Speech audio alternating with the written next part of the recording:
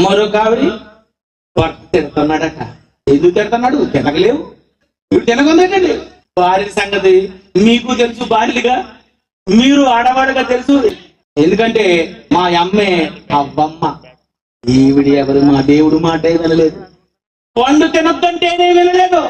అంటే ఈ కళ్ళు చెప్పిన మాటలు వినరు, చెప్పిన మాటలు వినడం లేదుగా. అయ్యగారి కోపం వచ్చింది, ఏదో అన్నాడు. అలాగైతే మరి కష్టపడి సంపాదిస్తున్నాడు కదా, కష్టాలు బాధలు చెమటూర్చి సంపాదించి డబ్బంతా తీసుకొచ్చి, నెల రోజులు కష్టపడినటువంటి డబ్బంతా తీసుకొచ్చి గదిలో ఉన్న నీకిచ్చాడు. వాడు రోడ్డు మీద తిరిగి ఎండలో కష్టపడి సంపాదించాడు.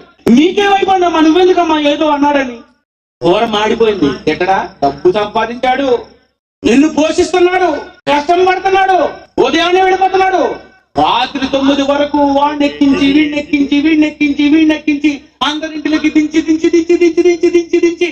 వీడు పెట్రోల్ కొట్టించుకొని అందులో ఉన్న డబ్బులంతా డబ్బులు సంపాదించుకొని నీ దగ్గరకు వచ్చి నీకు ఇచ్చిన తర్వాత నువ్వు చాలా రుచిగా వండుతావు కదా, అతనంటే ఇష్టం అంటున్నావు కదని ఆశపడిపోయి వచ్చినప్పుడు నువ్వు సరిగ్గా వండకపోతే తిట్టడా? అయితే మర్చిపోతావా? తప్పండి, చాలా తప్పు.